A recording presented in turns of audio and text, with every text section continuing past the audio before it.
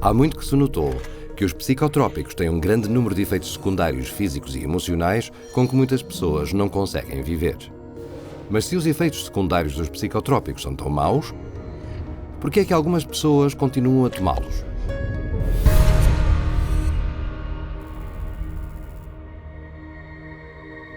Os psiquiatras, as empresas farmacêuticas e mesmo as entidades governamentais são responsáveis pela segurança das drogas que põem no mercado. E embora admitam relutantemente a existência da maioria dos efeitos secundários dos psicotrópicos, há mais um que eles quase nunca mencionam. Every single one of these drugs are addictive, psychologically and or physically addictive. They change your body's makeup, you change your body how it reacts to things. And so even though people, in their psychological state, they may be over their depression, they physically will need that drug still. And so that becomes the complication of getting them off. I have people come to me on a weekend, they've run out of refills, and they say to me, if I don't take this drug, I'm gonna get sick. If I don't take this drug, I'm gonna get sick. We don't talk about psychologically, we don't talk about depression, we don't talk about anxiety. I am going to get sick if I don't take this drug this weekend. It has nothing to do with psychology. Mas veja o que alguns psiquiatras, questionados numa conferência recente da APA, tiveram para dizer sobre a viciação. How addictive are psychiatric drugs?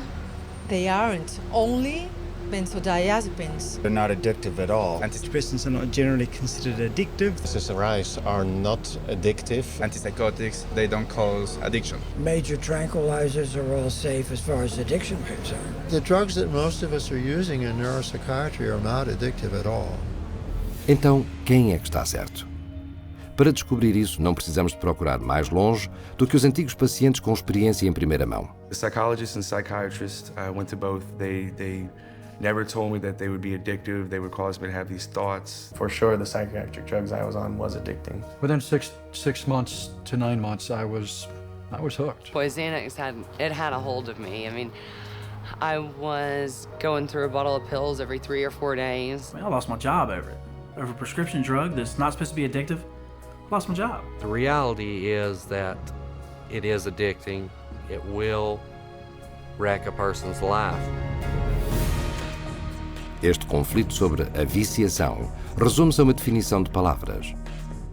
A maioria das pessoas pensa em viciação como uma necessidade psicológica ou física incontrolável de uma certa substância, mas não os psiquiatras. Eles definem a viciação como ansiar por uma dose cada vez maior da mesma droga, enquanto a necessidade incontrolável de continuar a tomar uma droga é categorizada apenas como dependência. É por isto que os psiquiatras não admitem que as suas drogas são viciantes. In their definition, a very small percentage of people become addicted. The reality is a large percentage of people can't get off these drugs, and they call that dependence. It's all a matter of how they term it. And when you look at addiction, it could be that their tolerance increases and their needs and wants to use the medications increase, or it could be they simply, once they start on the medication, they're not able to come off of it without help. They try to, and as soon as they try to come off the medications, they start to have symptoms that are unwanted and obviously keep them wanting to take the medications again. When you explain to them how addictive it is, they are surprised because they're like, well, it's a prescription. So I do believe that a lot of people don't really know how harmful these meds are. They don't view them as dangerous as some of the street drugs. Mas muitos psicotrópicos tornaram-se drogas de rua, especialmente a classe de drogas dada a crianças diagnosticadas como tendo desatenção ou hiperatividade. Estimulantes, como a Ritalina, Adderall e Certa, causam tanta habituação que foram listadas pela Drug Enforcement Administration dos Estados Unidos como drogas de classe 2, substâncias altamente viciantes na mesma lista que a morfina e a cocaína. Biochemistry and pharmacology of Ritalin is exactly the same as that of cocaine, except for the speed of onset. A semelhança entre a Ritalina e a cocaína torna-se óbvia quando consideramos o grande problema do consumo de estimulantes nas nossas escolas, onde comprimidos de Ritalina e do seu parente químico Adderall são tomados como recreação por miúdos nos pátios escolares. Some of my friends took Ritalin and Adderall just to get high, like that I've known throughout the years. kids will chop that stuff up with a razor blade. It's pure, man. Pure drug, you know? That's why kids like it. They chop it up with a razor blade and snort it. My cousin Sammy had this Ritalin, and we would eat it, and we'd be able to stay up all night and play video games. Your pupils would dilate. It was just outrageous. Matter of fact, in 8th grade, I got kicked out of school 3 days before it let out for selling Ritalin and actually snorting lines in the back of the classroom. So yes, sir, it definitely caused me some problems there, and I definitely had people buying them from me, yes. Este não é um problema pequeno. Em 2006, os pesquisadores descobriram que mais de 7 milhões de americanos tinham abusado de estimulantes, com 75 mil adolescentes americanos e jovens adultos a ficarem viciados todos os anos. Além de viciarem os seus consumidores, os estimulantes também são conhecidos como drogas de entrada, que levam a uma viciação futura a drogas de rua como a cocaína, heroína e metanfetamina. When you provide drugs in the manner in which most of our children are being provided drugs at an early age in life, only prepares that child to be on more drugs as they get older. E, no entanto, em várias publicações recentes, os psiquiatras de facto encorajam as crianças rotuladas com DHDA a tomar estimulantes para reduzir dependências futuras de cocaína e de outras drogas de rua. Mas as evidências mostram que esta teoria é infundada e que, na verdade, o que acontece é o contrário. When I've spoken to people who are methamphetamine addicts, they said that the drug that they started taking almost consistently was Ritalin. The longer a child is on Ritalin, the more the likelihood that they may become addicted, whether it's Ritalin or Concerta or Adderall, okay, or a number of other drugs. Os estimulantes não são os únicos psicotrópicos com um alto potencial de viciação. As benzodiazepinas, por exemplo, são tranquilizantes que podem tornar-se viciantes em 14 dias. Tome, por exemplo, a benzodiazepina Xanax, que após apenas 5 anos no mercado estava a produzir 1,5 milhão de viciados por ano. E largá-la pode ser muito difícil. Os sintomas da abstinência de Xanax incluem tremores, perda de apetite, contrações musculares, problemas de memória e concentração, insônia, agitação, pânico e ansiedade. Some of the psych medicines, particularly the benzodiazepines, are some of the most addictive drugs there are in terms of the persistent withdrawal anxiety that these drugs cause. I have been in the position of having to withdraw a number of people from benzodiazepines that I didn't put on them, obviously. And it's difficult. It's really difficult. Prescription benzodiazepines, I think, are much more dangerous and much harder to come off of for the patient than the street drugs are. Mas os sobreviventes dir-lhe-ão que as benzodiazepinas não são a única classe de psicotrópico que é extremamente difícil de largar. I had about a 10-year time frame in my life where I abused both street drugs and prescription drugs. And the drugs that were the hardest to come off of, in my opinion, were the psychiatric medications. And I mean worse to come off of than a drug like heroin. Withdrawal symptoms from the psychiatric drugs just made my mind go crazy. I couldn't think. I couldn't form coherent thoughts whatsoever. I was racing. I had highs and lows, ups and downs, hot and cold sweats. I went through seizures.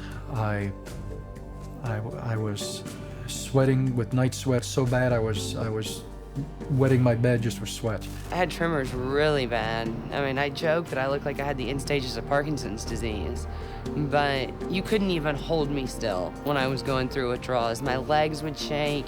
I couldn't sleep. No one in the world should have to go through what I went through, in my opinion, and I wouldn't wish it on my worst enemy. Até mesmo os recém-nascidos de mulheres que tomaram psicotrópicos enquanto grávidas podem experimentar sintomas de abstinência. Estas crianças experimentam irritabilidade, hiperatividade, padrões de sono anormais, vômitos, diarreia e ausência de aumento de peso. Mas é a amplificação de certos efeitos secundários causados pela privação de psicotrópicos que pode ter um efeito desastroso no indivíduo.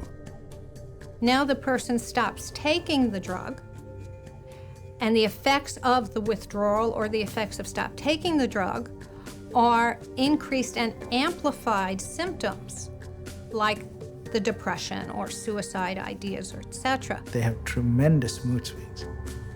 They invariably get violent. They cannot control their emotions. You're very depressed, you're suicidal, you're hallucinating, you're psychotic, you're crazy, you're manic when you stop taking your medication.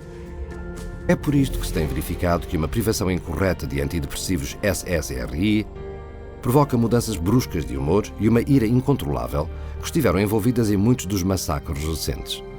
Por exemplo, em maio de 1998, Kip Kinkel, de 15 anos, tinha acabado de parar de tomar Prozac, quando alvejou e matou os pais. Depois foi para a sua escola no Oregon, onde assassinou mais 2 pessoas e feriu 25. Por exemplo, em novembro de 2007, Pekka Erik Auvinen matou 8 estudantes a tiro em Helsínquia, Finlândia. No princípio desse outono, ele tinha reduzido ou deixado de tomar antidepressivos que lhe foram receitados para a ansiedade social. Dia de São Valentino de 2008, Universidade do Norte de Illinois, Stephen Kazmierczak caminhou por um salão de conferência e abriu fogo, matando 5 e ferindo 18. Umas poucas semanas mais cedo, ele abruptamente parou de tomar antidepressivos. Mas em vez de reconhecer que tragédias como essas são o resultado da abstinência de psicotrópicos altamente viciantes, a resposta normal dos psiquiatras é culparem a ausência da droga pelo que eles dizem ser a recaída da doença mental.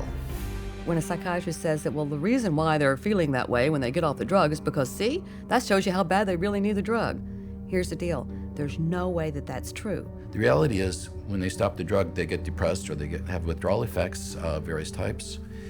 And the reason they're having those effects is because it's a withdrawal effect from the drug. All you need to do is you need to sit down and listen to anyone who's been on these medications and wants to come off them. And you listen to their story, and you listen to what they're going through, why they want to come off of them. And that's it. The conversation stops. The debate ends. My name is Robin, and currently I am withdrawing from lorazepam, and I am at the 0.4 milligram dose. There we go. Today, I was totally exhausted. I've had 4 nights, 2 nights of insomnia, and then a good night's sleep, then 2 nights of insomnia. Well, just hoping that I can sleep better tonight. Didn't sleep good last night. Well, as you can see, today I don't care. I did not get ready, and my wave went down. I'm down in the valley today. One of the side effects or withdrawal symptoms for lorazepam can be night sweats or hot flashes, a little lightheaded and kind of dizzy, anxiety, sore throat, weepy, very, very tired, grouchy, just overwhelmed, distraught, distressed. I began to experience suicidal thoughts. I think I've said a little bit to my husband, but he was already worried enough. This is really the first time I'm saying something about it. I feel like I could have a nervous breakdown. You know, there are just times like I hit a brick wall and I can't do it anymore. It's going to take another, maybe 18, 19, 20 weeks to get off of it. And that is very overwhelming to me. I'm weary today. And this is how I used to be for many weeks with lorazepam. And that's the hardest thing, is you are trapped into living it out the way you have to live it out in order to be safe. So that's frustrating. I just want my life back. And that's where I am today. A Robin levou meses para se desabituar de só uma das suas drogas psiquiátricas, e os especialistas em habituação concordam que a retirada lenta é a única maneira segura.